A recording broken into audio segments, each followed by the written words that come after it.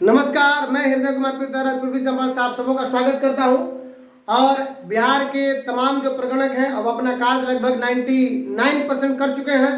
और अगर आप अपना गणना प्रपत्र पर्यवेक्षक को सौंपने जा रहे हैं तो इन बातों का ख्याल जरूर रखें। ये आप ही के लिए स्पेशली है कि गणना प्रपत्र सौंपने के पहले हम क्या क्या डाटा अपने पास रखेंगे और हमसे कौन कौन सी त्रुटि हो चुकी है उसका टोटल जो जितना भी जो त्रुटि हुई है हमसे उन सबों का ब्यौरा एक हम रजिस्टर में या कॉपी में एक पन्ने में तैयार करेंगे।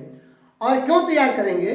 क्योंकि हमारी जो एंट्री है वो सही से हो सके, या हमारे जो हमने जो डाटा एंट्री किया हुआ है ऑनलाइन उस डाटा का सही से हमारे पर्यवेक्षक रिव्यू कर सके। तो आइए, अगर आप मेरे चैनल पर नए हैं तो प्लीज मेरे चैनल को सब्सक्राइब कीजिए, लाइक कीजिए, शेयर कीजिए, कमेंट कीजिए। और हम तमाम प्रगणक जो अपना गणना प्रपत्र अपने पर्यवेक्षक को सौंपेंगे उसके पहले ये काम जरूर करेंगे। और इस वीडियो को अंत तक देखिए, बिल्कुल ये आपके काम का वीडियो है। सबसे पहले कि आप जिस ईबी या सब ईबी के आप प्रगणक हैं तो उसको नोट करेंगे। दूसरी बात, परिवार संख्या यानी परिवार में टोटल परिवार कितना था तो मान लीजिए 105, कुल आबादी कितनी थी तो मान लीजिए 675, मेल कितने थे तो 375 और फीमेल मेल कितने थे 375, महिला यानी फीमेल 375 और पुरुष हो गया आपको 400। 4 3 775 हो गया तो मान लीजिए 775 हो गया, यानी 700 अगर 75 है, 375 महिला और 400 पुरुष।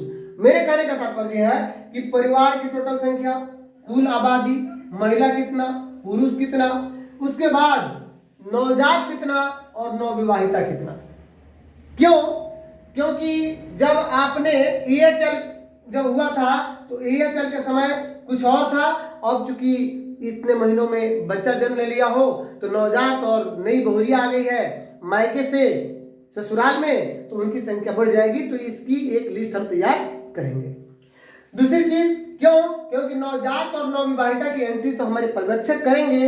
हालांकि आपने उनकी एंट्री अपने गणना प्रपत्र में सबसे नीचे कर लिया होगा, लेकिन ऐप में एंट्री आपके पर्यवेक्षक करेंगे। क्यों करेंगे? क्योंकि अब ये ध्यान रखना है कि किस परिवार में नवजात या नवविवाहिता का ऑप्शन मतलब की समस्या है। तो इसको नोट कर लेंगे कि किस फॉर्म में हम नवजात या नवविवाहिता को जोड़ेंगे। तो नवजात और नवविवाहिता को किस फॉर्म में जोड़ना है उस फॉर्म को आप क्या कीजिएगा, नोट कर लीजिएगा कि इस फॉर्म में बढ़ा हुआ है। तो हमारे पर्यवेक्षक उसी फॉर्म नंबर में यानी उस परिवार में जाकर के उस नवजात या नवविवाहिता को ऐड करेंगे। क्योंकि आपके पोर्टल पे मान लीजिए 6 गो परिवार था दिखा रहा था पोर्टल पे, और आपके मोबाइल में 6 गो ही आया, एक नवजात बढ़ गया, एक नवविवाहिता बढ़ गई, तो टोटल आपको 8 हो गया।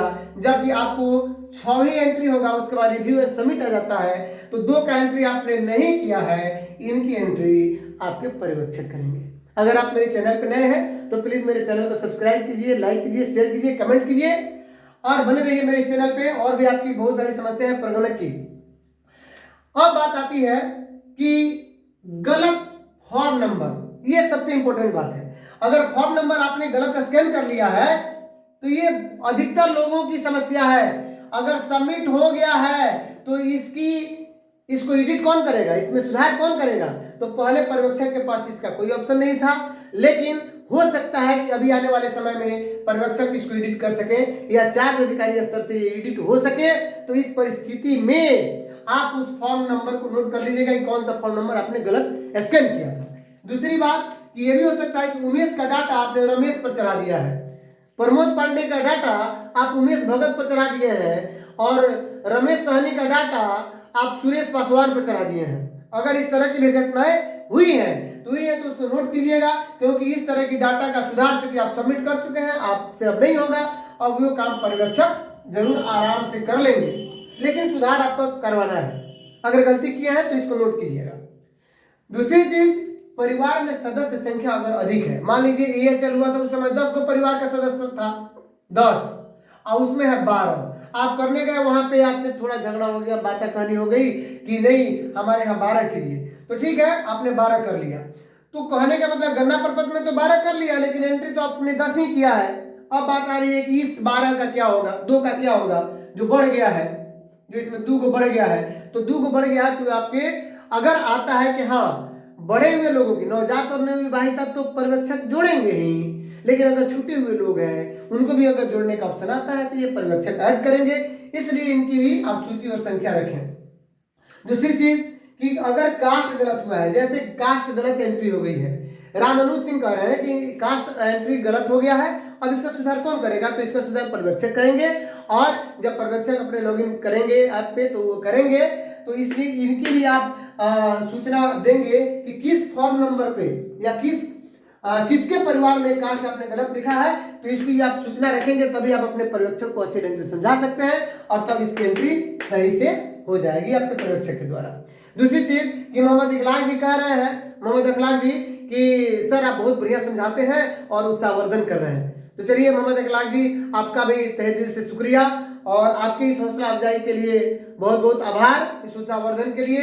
मैं उन्होंने अपना मेरा नंबर भी मांगा है, तो मैं अपना नंबर तो नहीं दे सकता हूं, लेकिन आप अपना नंबर जरूर मेरे कमेंट बॉक्स में दीजिएगा, मैं आपको जरूर कॉल करूंगा, क्योंकि इस पर नंबर दूंगा तो बहुत सारे लाखों लोग हैं इसको, तो परेशान मैं हो जाऊंगा।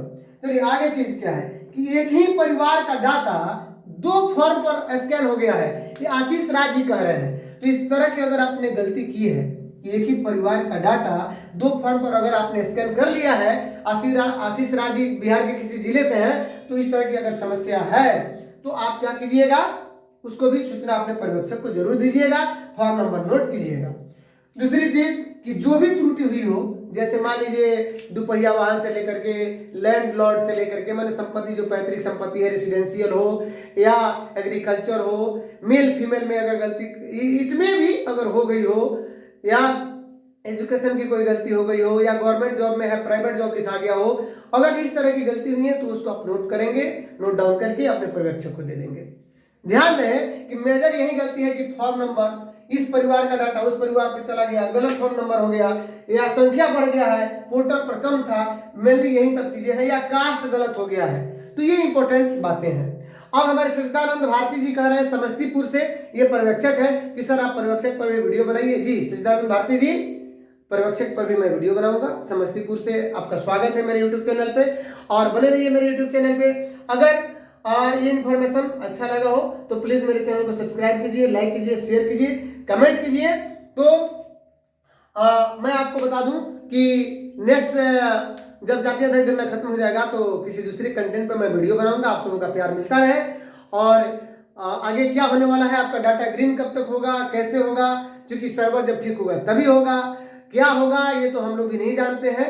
और कहा गया है कि nobody is perfect in this world, इस संसार में कोई परफेक्ट नहीं होता है, नहीं है तो गलतियां तो हो सकती हैं, तो अगर गलती हुई है टू वर इज ह्यूमन, गलती करना मानव का स्वभाव है, तो उसका सुधार कौन करेंगे, आपके पर्यवेक्षक करेंगे। तो चलिए अगर आप मेरे चैनल पर नए हैं तो प्लीज मेरे चैनल को सब्सक्राइब कीजिए, लाइक कीजिए, शेयर कीजिए, कमेंट कीजिए, और मिलते हैं नेक्स्ट वीडियो में, तब तक के लिए थैंक यू।